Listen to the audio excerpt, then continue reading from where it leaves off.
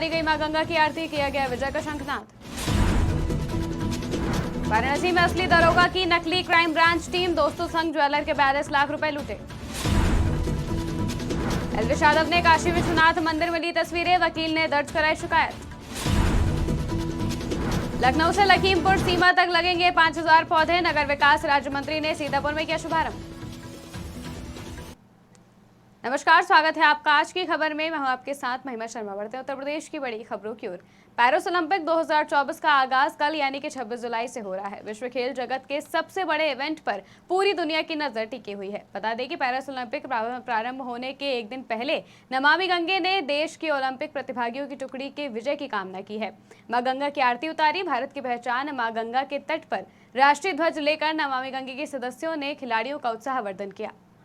अपनी Olympic team के लिए उत्साहवर्धन किया है और मां गंगा की आरती करके बाबा भोलेनाथ से ये आशीर्वाद मांगा है कि हमारी ओलंपिक टीम जो कि पेरिस में शुरू हो रहे कल 26 जुलाई से ओलंपिक के लिए खेलने गई है, उनको अनेकों मेडल प्राप्त हुए। कुछ दिनों पहले व्यापारी से 42,50,000 रुपए लूट का पुलिस ने खुलासा कर दिया था। इस लूट का मास्टरमाइंड वाराणसी में ही तैनात एक दरोगा बताया जा रहा है। गैंग ने फिल्मी स्टाइल में लूट की वारदात को अंजाम दिया था। फिलहाल पुलिस ने दरोगा सूर्य प्रकाश, विकास मिश्रा और अजय गुप्ता को गिरफ्तार किया है। इनके पास से लूट के 8,05,000 रुपए और 2 पिस्तौल बरामद हुई है। फेमस यूट्यूबर एलविश यादव की मुसीबतें कम होने का नाम नहीं ले रही हैं। एक बार फिर वो विवादों में घिर गए हैं। उन पर श्री काशी विश्वनाथ मंदिर परिसर में तस्वीरें क्लिक करने का आरोप लगा है और वाराणसी के उपायुक्त से शिकायत दर्ज की गई है। वाराणसी के सत्र न्यायालय के अधिवक्ता प्रतीक कुमार सिंह ने पत्र के जरिए एलविश यादव के खिलाफ शिकायत की है। मैंने पुलिस आयुक्त साहब को एक दरखास्त दिया है एलविश यादव के खिलाफ। आज एलविश यादव 25 तारीख को विश्वनाथ मंदिर में दर्शन करने गया। दर्शन के साथ साथ उसने मंदिर परिसर में फ़ोटो भी खिंचवाई, जहां पूर्णतः फ़ोन प्रतिबंधित है, यहां तक अधिवक्ताओं को पेन भी प्रतिबंधित है। तो मैं बस ये पूछना चाहता हूँ, जांच का विषय मैंने सर से एप्लीकेशन दिया है कि इनके खिलाफ मुकदमा दर्ज हो। ये प्योर आपराधिक किस्म का व्यक्ति है। इसके खिलाफ पूर्व में कई आपराधिक मुकदमे रह चुके हैं। मेनका गांधी द्वारा भी इसके खिलाफ एक मुकदमा कराया गया था, जो स्नेक नशा, सांपों द्वारा नशा हो रहा था, उसके खिलाफ इसमें मुकदमे हो जाए। इसके 7 दिन पूर्व इससे ईडी ने पूछताछ भी की है। ये प्योर आपराधिक किस्म के व्यक्ति को काशी विश्वनाथ, एकदम हिंदुओं की जहां आस्था है, इस सावन महीने में जहां कोई प्रोटोकॉल नहीं लग रहा, उसकी फ़ोटो वहां कैसी खींची गई। इस विषय में एलविश यादव के खिलाफ मुकदमा दर्ज हो और उस फोटो खींचने वाले व्यक्ति भी, चाहे वो पुलिस प्रशासन का हो चाहे मंदिर प्रशासन का हो, उसके खिलाफ भी मुकदमा तुरंत दर्ज हो। देखिए, अभी सुबह कुछ लोग आके शिकायत दिया है, कंप्लेंट दिया है। उस संबंध में हमने डीसीपी सिक्योरिटी को जांच के लिए आदेश दे दिया है, समुचित कार्रवाई किया जाए। नहीं, इस तरह का जो है आप जो आरोप लगा रहे हैं, जैसे मंदिर में कैसे फोटोग्राफी अलाउड किया है, इस संबंध। सीतापुर में राष्ट्रीय राजमार्ग 30 पर लखनऊ सीमा से लखीमपुर सीमा तक रोपित किए जा रहे 5000 बॉटल पाम पौधे का शुभारंभ नगर विकास राज्य मंत्री ने किया। वैदेही वाटिका के निकट जिलाधिकारी, सीडीओ, डीएफओ नवीन खंडेलवाल की उपस्थिति में राज्य मंत्री ने बॉटल पाम के पौधे को रोपित कर वृक्षारोपण का शुभारंभ किया है। जिलाधिकारी अभिषेक आनंद ने भी इस मुहिम में पौधा रोपित कर प्रबंधन राजमार्ग प्रमोद कुमार सिंह को निर्देशित किया कि जो भी पौधे रोपित किए जा रहे हैं उनकी देखभाल व संरक्षण की जिम्मेदारी मन से निभाएं और सभी पौधों को बचाना भी है।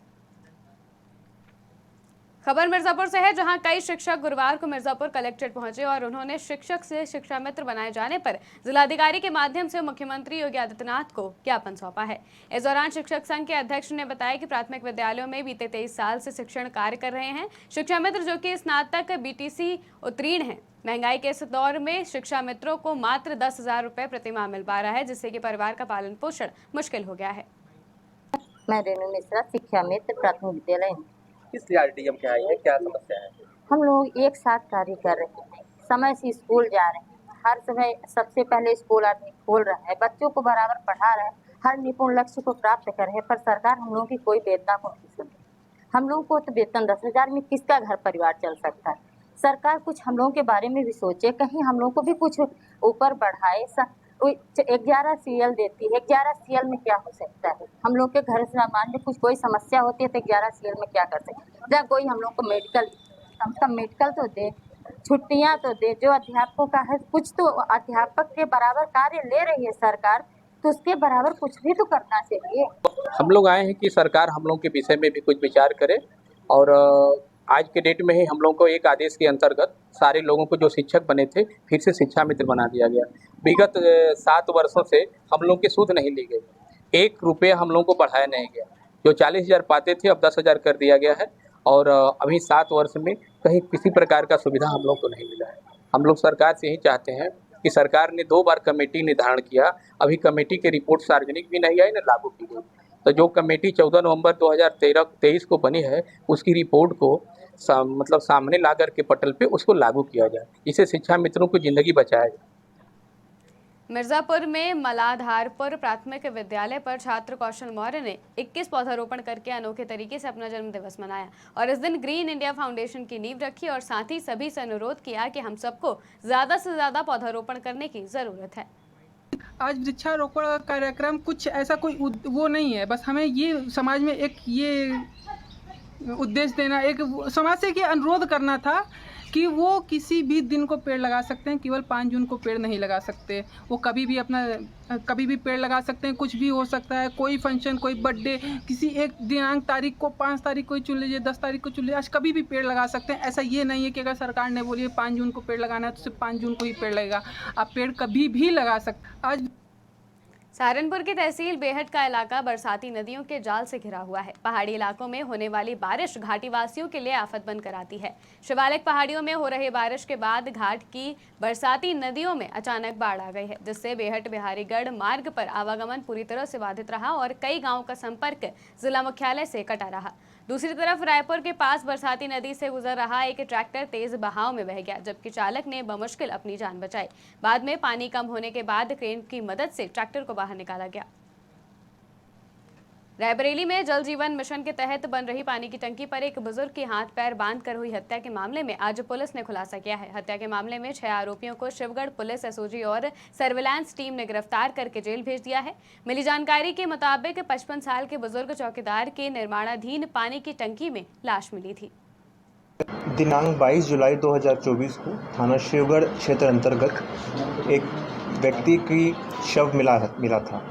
उसी के संदर्भ में पुलिस द्वारा और फील्ड यूनिट द्वारा तत्काल मौका मुआयना करने के पश्चात 103 बीएनएस की धारा के अंतर्गत मुकदमा पंजीकृत किया गया था। आज उसी घटना का खुलासा किया जा रहा है। 6 अभियुक्त, जिनका नाम आयुष, महेश, विशाल, हरगोविंद, विपिन और शुभम, इन्हें गिरफ्तार करके जेल भेजा गया है। इनके पास से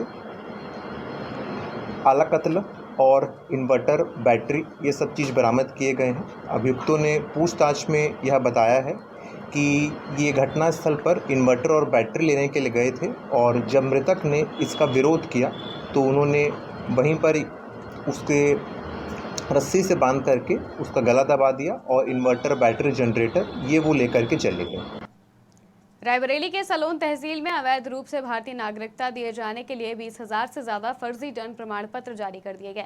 मामला सामने आने के बाद अब इसकी जांच एटीएस को सौंप दी गई है। एटीएस फर्जी जन्म प्रमाण पत्र मामले में पीएफआई की भूमिका की जांच करेगी। बताया जा रहा है कि फर्जी तरीके से अन्य प्रांतों के लोगों का जन्म प्रमाण पत्र बनाया गया, इसके बदले करोड़ों रुपए भी कमाए गए। जिले तक ही ये सीमित न रहे, इसको पूरे प्रदेश और देश में इस तरह की जाँच होनी चाहिए कि ऐसे जो कर्मचारी हैं और इस तरह के लोगों से मिल करके जो उन्होंने ये काम किए, उन कर्मचारियों की जांच हो, उन्होंने कितने ऐसे फर्जी तरह के प्रमाण पत्र बनाए हैं।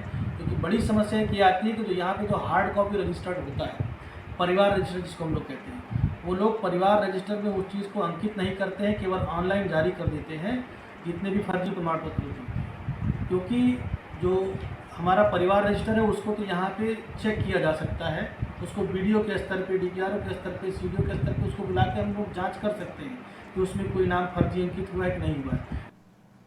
जहां एक तरफ योगी सरकार गाड़ियों पर लाल और नीली बत्ती लगाकर रुआब झाड़ने वालों के खिलाफ कार्रवाई में जुटी हुई है और कई नेता, मंत्री और अधिकारियों की गाड़ियों से बत्तियां उतारी जा रही है।